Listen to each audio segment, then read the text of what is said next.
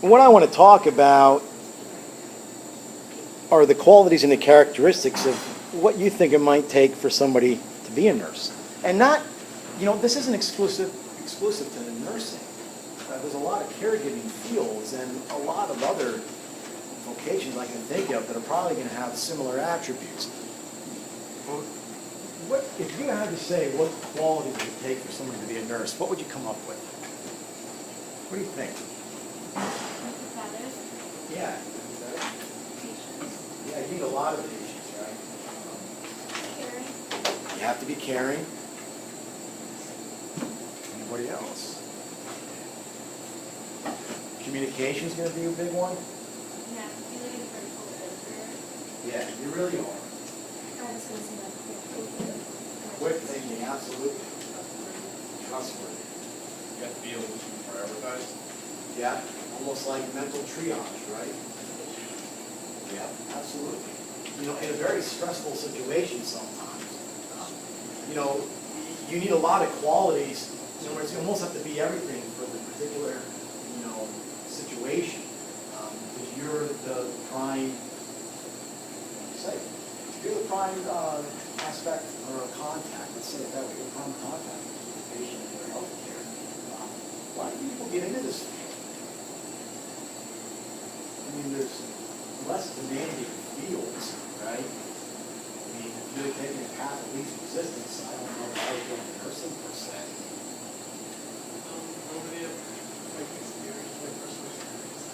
Okay, like what? Like somebody in your family that had an illness and you want to be an advocate for that? Okay. Yeah, I think that's often the case, right? Or it could be that maybe somebody else in the family was in the medical field and you had exposure to it. Or it could just be that, it's just something that seemed to be an interest. Oftentimes, we gravitate towards fields that seem to match up with our particular personalities. So I'm not quite sure, what do you think? This is just an opinion. Do you think somebody can develop empathy? Somebody goes into nursing and not very, almost narcissistic. Do you think they can develop empathy? I think so. What degree? I mean, you could be right. I have no idea. I feel like it kind of depends on the experience that someone has. And someone can have a very intense experience that could change them to different degrees that they went along with the storm. A little lightning bolt hit or something. I feel like you can develop empathy if you're going into it, you're trying to. I feel like it's not something that just happens. You have to actively care about people who want to be great. Yeah. So, there might be some flexibility there. You can do something, but you probably couldn't just build off of a rock, right? This would not be a field for you or any caregiving field, if you were going in there like a stone, right? I like, I'll get good health care myself, and I'll make a fair wage, it's a nice career, I think I'll do that. It's not like choosing that type of thing. So, everybody gets into different reasons and such. But, an ethics course like this tries to get a little behind. We're going to talk about ethical principles as they apply to nursing. But these things are also who we are as individuals. It could be that, I don't know that I would necessarily care if a bridge was built by somebody who was having one affair after another. As long as the bridge was sturdy and they were a good engineer, maybe I'd be okay with that. But I would be, at least in the back of my head, a little concerned about the duplicity of an individual. So I guess a particular physician or a nurse could be that type of selfish individual who's just there for their own gratification. Look at me, I'm the healer. But I think over time, that has to affect a person's professional ability to do what they do well. I can attest to that because I work with a nurse who is a very selfish person, and she does not excel as a nurse. Yeah. But they made it through the gauntlet, right? They checked the boxes, they did what they needed to do to get into the profession. It's like that for every particular vocation, right? I mean, you've had enough professors and teachers over the course of your years, not everybody's on top of the game, but they're there. But nonetheless, there's particular attributes of characteristics and personality and such, that attract us to this. So,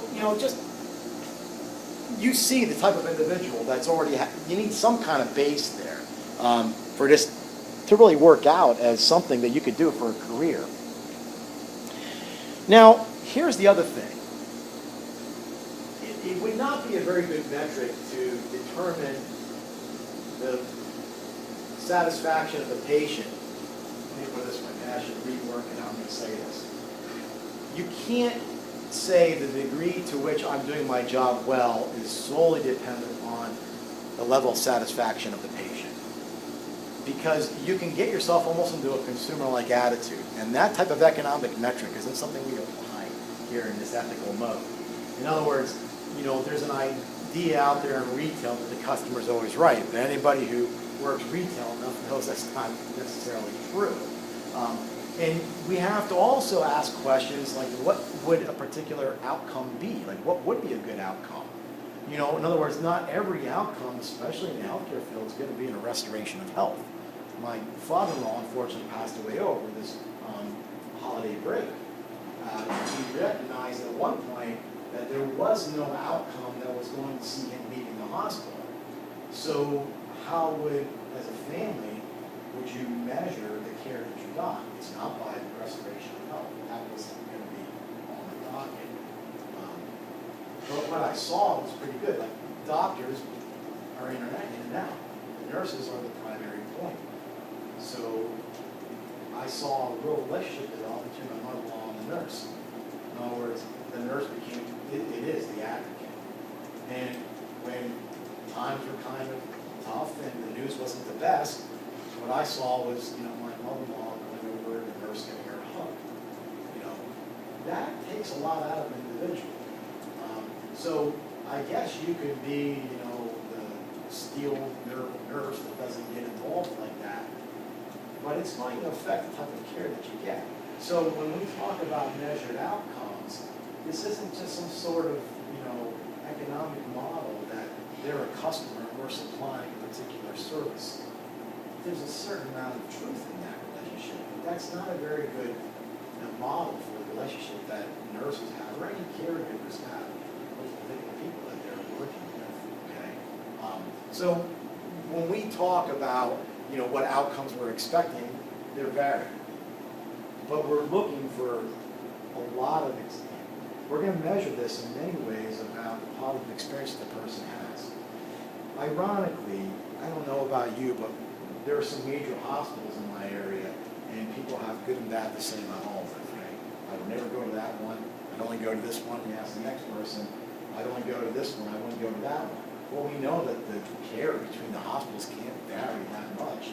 So the only thing that's probably in the back of my head is that they've had an experience with somebody there that probably didn't go well. It could be, management, it could be billing, it could be that. But I think oftentimes it's the feet on the ground. It's the nurses, how well did they feel comforted? How were they contacted? I remember one time my mother, since she's still living, we had to put her in a nursing home just for some rehab, and I get a call at 2 a.m. Well, you can only imagine who calls you at 2 a.m. except you have bad news. I got a call by the floor nurse just giving me some updates. I said, it's 2 a.m.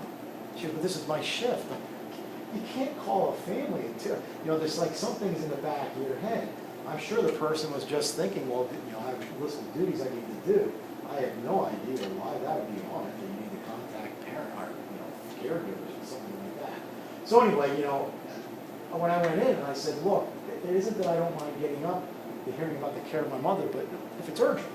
I said, I didn't see any reason for you to call just to give me an update on what was going on and that she needed, to have some sort of travel plans by, 9 a.m. the next morning. We could have handled that the night before, that type of thing. So, it's a lot of, what ethics is doing for a course like this, it's a certain level of preparedness, and it's almost like they were thinking ahead of time of how we might handle certain situations. You can't go through the gamut of thinking how every last pleasant scenario is going to play out. But there's enough preparedness in our minds that, these are things I need to be concerned of. They become intuitive after a while. So it isn't like you have to work down a checklist. After a while, maybe you hearing that story, you're thinking it off the bat. Well, who in God's name would do that? Well, that nurse did. And obviously they didn't think anything of it. So these are the types of things that we're going to try to at least instill in our minds and keep them try to make it intuitive. Let me leave it like that. Okay. Now, this is a misconception, I think, a lot of people have with ethics in general. It's not just particularly medical ethics. Ethics tends to be like that moral policing of our lives, right? In other words, I'd like to do what I want to do, but ethics is constraining me, you know? That's a very odd way to look at ethics. It's a very odd way to look at our relationship with rules and, you want to say, principles. Let's put it this way. If we were to want to live healthy and eat healthy, diets have changed over the years, right? I mean, there's been all kinds of diets for the last 30 years and so. So the keto diet's kind of popular now. Do we got it right? Who knows? But we at least know that we have to have a certain amount of balance. We know that we have to have a certain level of protein, a certain level of this and that. Go down the line. If you were talking to a cardiologist and they were trying to say, if you want to have good heart health, here's a list of things that we think that you should be eating.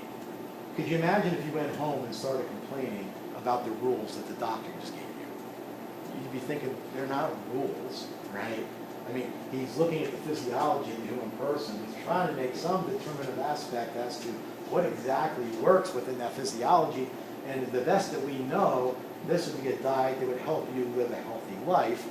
Why do you think those are rules? You know, that's how you cannot look at this type of ethics. Let's put it this way. There's another scenario.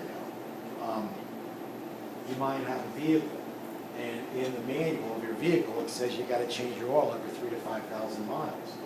Would you think that's stupid? Would you look at the manual and say, that's ridiculous? Who are these people to tell me? Why would GM tell me when I should be changing my oil? I'll do it when I want. Well, knock yourself out. You don't ever have to change your oil. You'll be a pedestrian before too long, right? But all they've done is they took the design of the car and they've determined what best works within that design. So what these ethical principles are to help you with is they're looking at the design of healthcare, the design of the human person, the design of you as healthcare givers, and they're trying to say, what principles have we developed that are going to help you best to do that? In other words, healthcare ethics and principles should help you be better at your healthcare. It's not like it's the moral police, like when you're going to do something, somehow there's an ethicist around the corner looking, saying, gee, that's not quite right what you're doing. I mean, the principles and the guidelines always start from the bottom. They're not from somebody sitting behind a desk thinking this is how we should do this. Principles are developed from very specific cases, and they've been learned over time. And now you could benefit from basically having that basic or that collective knowledge as you move forward. So rather than, and the reason why I make a point of this is because if we talk about moral freedom, most people understand freedom as lack of restraint. And that's certainly true to a degree, isn't it? I mean, we don't want to be, tied down or caged. But the reality is that's just the physical aspects. Freedom really is the ability to do that which we were designed to do. So the closer that you get in action with the design, the closer you're allowing somebody to be free. And the closer that we can get your particular, let's say this, the closer we can get ethical principles lining up with the ethical actions, the freer that you're going to be in your particular profession. And this does not just apply to medical ethics. This applies to every blessed thing you do in life. If I wanted to stop right now and start talking about marriage ethics, I would be saying the same exact thing. I would say we have to figure out what the design of this particular marriage is, what are the needs of the individuals, and how can we line up the needs of the individuals with the design of this marriage so that the people within that marriage are as free as possible. All we're doing is we're applying this understanding of freedom. But in the modern world, we often think of freedom as leave me alone. Could you imagine like an intersection with no stop signs or traffic lights? When we pull up to a stop sign, whether we believe it or not, that's somebody who has made a determination that you should do this. And if we looked at that like that was an imposition on our flowing of the vehicle through the traffic intersection, could you imagine if there was nothing there? The chaos would be all over the place. So hopefully those traffic signals and signs are designed to help the traffic flow freely. Ethical principles are designed to help all medical caregivers do their job well. You kind of get that? There shouldn't be an opposition to these two things. It's not some laws imposed on us from the outside. Now, the other thing here is, I've been teaching nursing ethics for a little bit, sometimes. we'll go through the various ethical systems. Here's deontology, here's utilitarianism, here's proportionalism, here's virtue ethics. And everybody says, I kind of get that. And then we go and try to analyze a case, they kind of like fall back on, well, I'll just do this. Now, what I'm trying to say is there's really no default position, or if there is a default position, you should question that. What I will say is there's no neutral position, right? So like if I were doing a philosophy course and we were talking about, say, some aspect of faith in God and such, somebody would say, well, there's so many different beliefs, you really can't determine which ones are right between them, so we should let none of those really govern our morality. We should use an atheistic model because an atheistic model is clear of all that, so it's a neutral position. It's bad logic. There's no neutral position, right? Just because it doesn't have a faith base doesn't make it neutral. So there's really no neutral ethics system. You're always making some choice.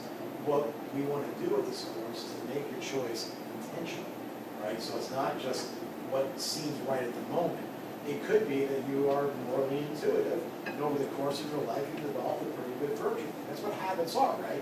Virtue build up habits which make it easier to do a virtuous thing, which means if a person does not do a virtue, they get into vice, it becomes quite easier for them to do things that are, fall into the vice. So the more that a person does something that's well, like study habits, the more that you develop good study habits, it seems easier.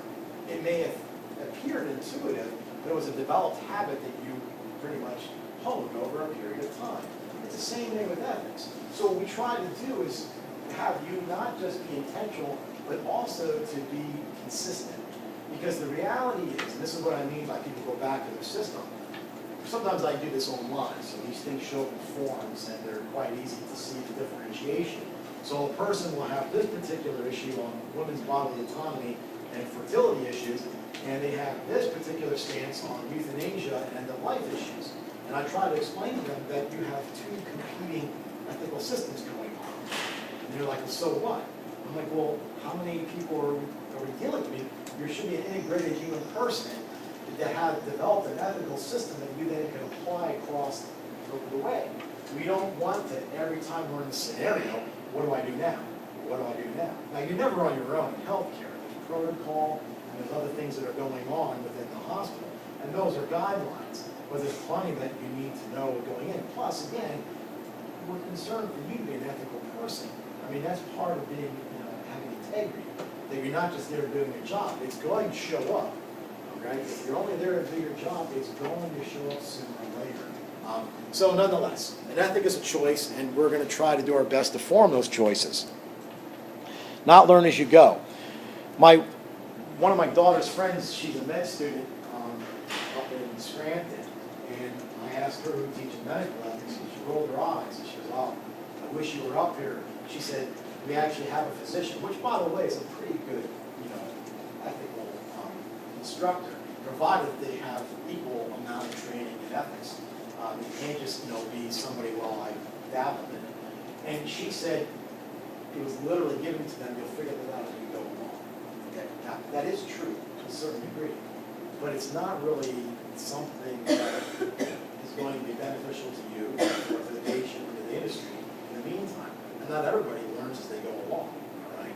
So the problem is that if we don't have a good ethical foundation to help people be free individuals in their healthcare in collaboration with doctors and administration and everything else, it jeopardizes, first of all, the patient, it jeopardizes your own career, if that's important to you whatsoever, and your own well-being. This stuff takes a moral toll on people, okay? I mean, it's difficult. I even know as a professor, you do your best to be ethical. Some things don't always work out. Sometimes things you don't click with the right student. Well, it isn't like I go home and go, oh, but it takes a toll on you over time. It's like you really want to say, well, how can I not do that again? Right? So these type, and by the way, you're not going to be able to believe all the stuff that we're. My wife, she graduated with a degree in psychology. Her first job was working in the mental health unit at Muncie's Correctional Institute. And when she went through the interview, she came home and she said, they asked me, are you the type of person that can leave it at work and not bring anything home? And she knew what to say. Yes, leave it at work. You're good. Because you're not going to last year if you don't. Who does that? I'd be a little concerned if a person flipped a switch like that. I mean, you're going to go home and you're going to be concerned about the patients that you have. I'm not in acute healthcare, and I go home and I'm concerned about some of the things that students are doing. It doesn't mean that I dwell on it, and it's not going to mean that you're going to dwell on those types of things. But if you don't find a way to integrate all of this, and by the way, doing things well, if you went home and you knew ethically and morally you did, not just what was required of you, but you did what you should have done. That's comfort. You know, once that's done, you kind of take some of the ease off of you. So this has a lot to do, I think, with, you know, the future, let's say, prospects of your own, you know, mental health in the unit, because there's going to be a lot of demands on you. You know that. All right. I'm not going to reiterate the things that are on the paper. I don't like telling you what you've read.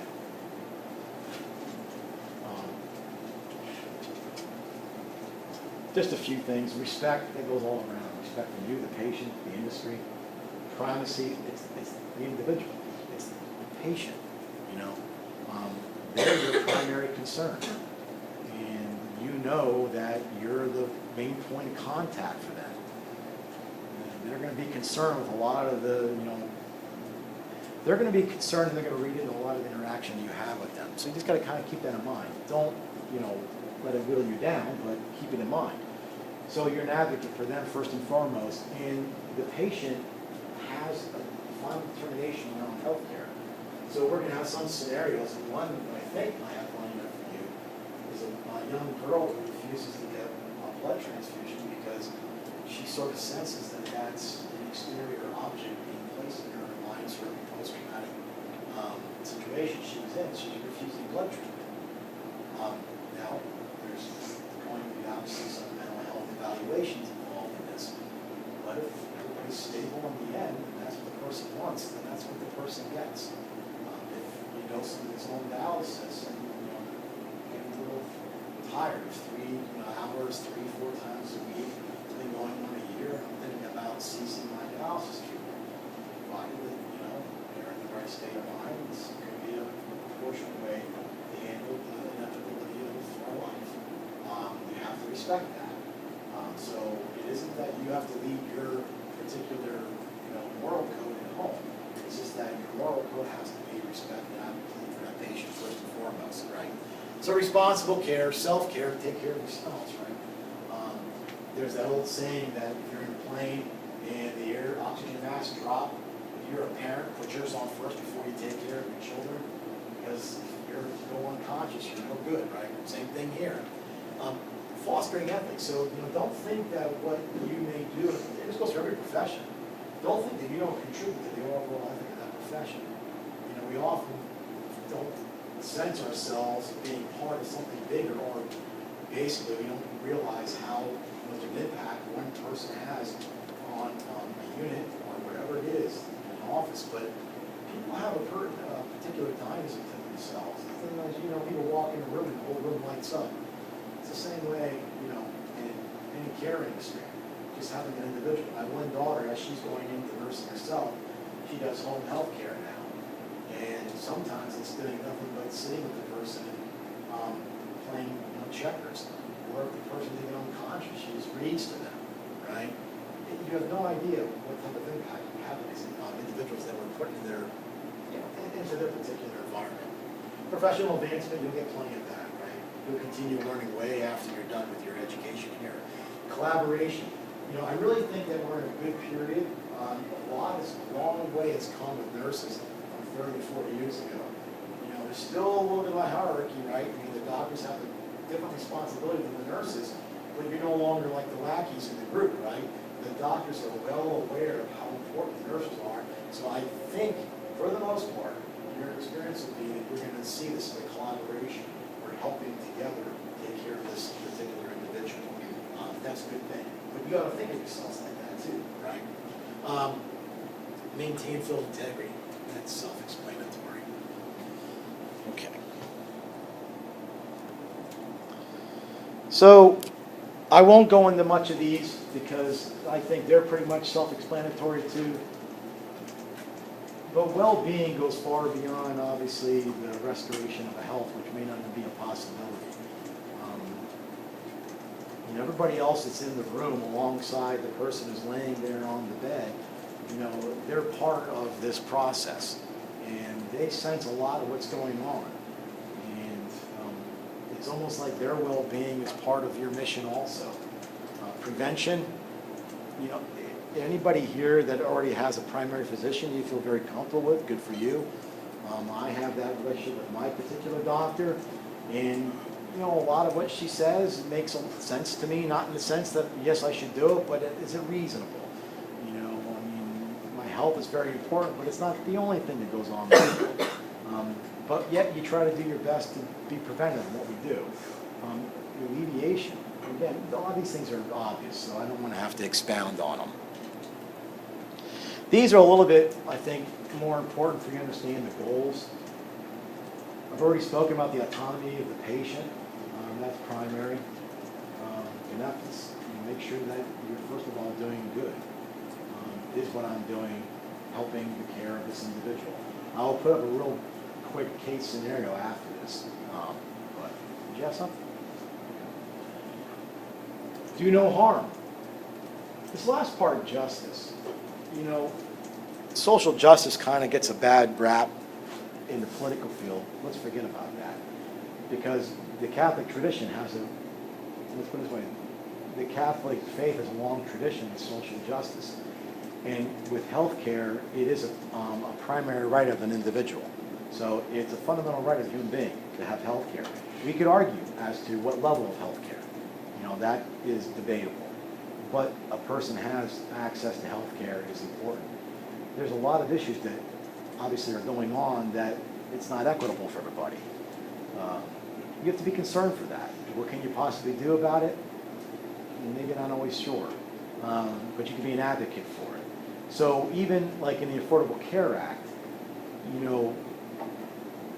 as good as it is, and I'm not bashing it, it's not affordable, right? So a couple in their 50s probably are looking at about $2,200 a month.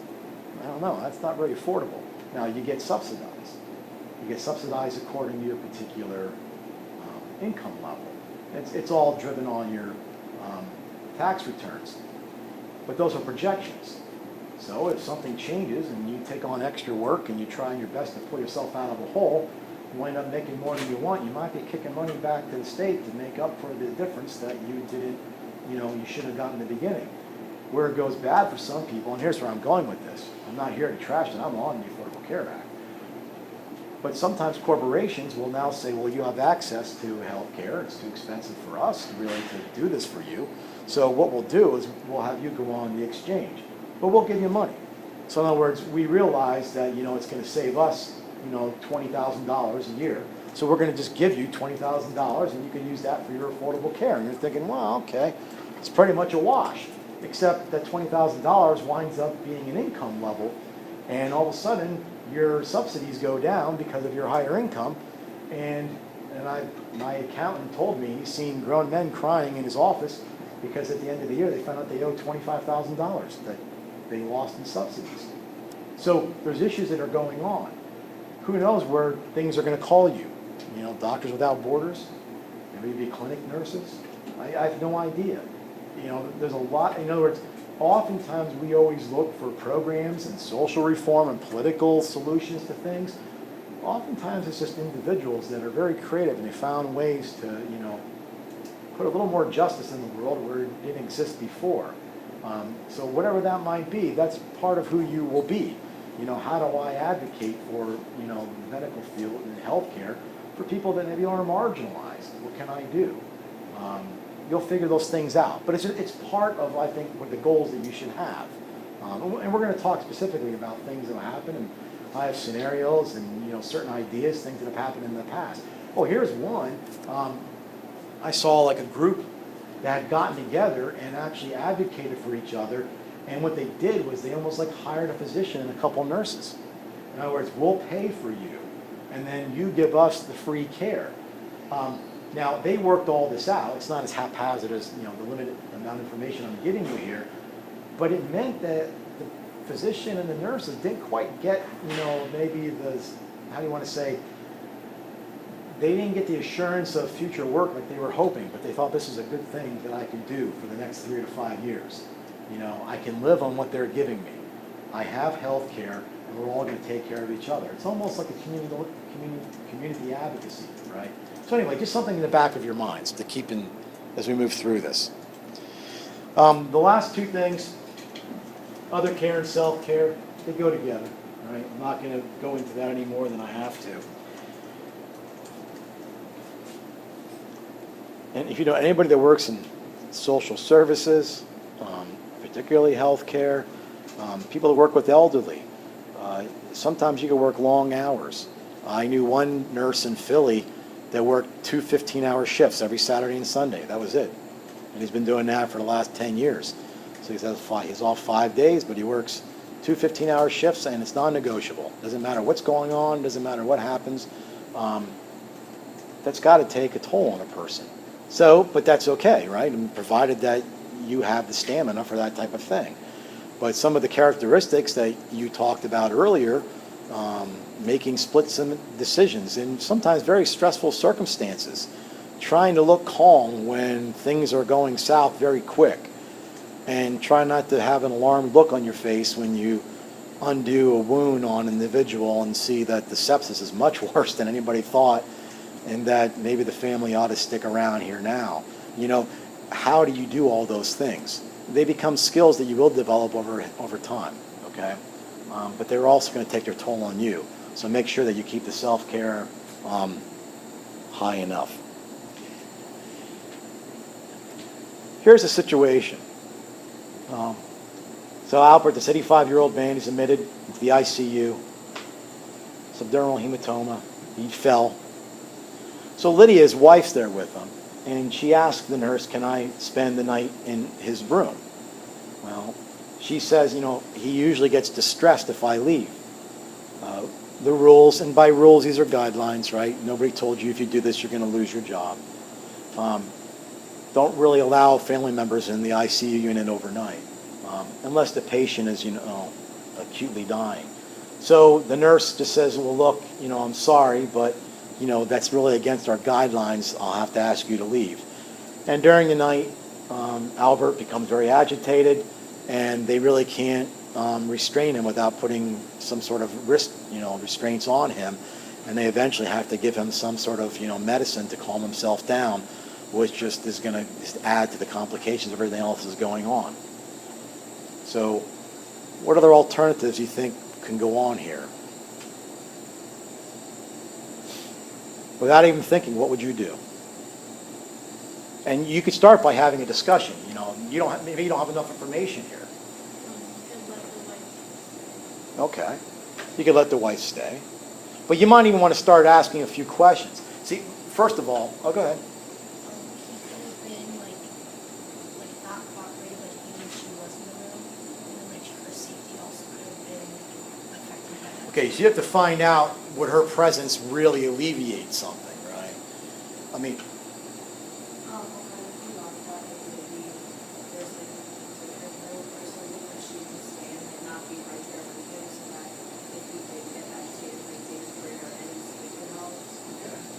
I didn't think of that. That's good. I actually had a scenario similar to this a couple months back. I had a delirium patient whose wife wanted to spend the night with him, but during day shift he was violent, taking nurses, punching them, biting them. He was actively restrained for 4-point medical restraints. And we had to use that as evidence to convince him not to smoke, even though we allowed the patient just not with this patient. I gotcha. Yeah. Okay, so, you get the idea. I mean, in this scenario, we could say, well, just do this. But you have to start asking questions, and again, see, you're the advocate. So moral agency has a lot to do with you advocating for the patient and trying to accumulate a lot of the stuff that's going on here. So, first of all, try to make some sort of effort. Is this only alleviating some concern for the wife? In other words, is she the one that doesn't want to not be here? Because if that's the case, then you have a different approach. Yeah, so you might ask questions to the degree is, has it happened before? Like, has he woken up and you weren't there and he became very, yes. As a matter of fact, he was so agitated, he tried to get out of bed and immediately and fell. Oh, okay.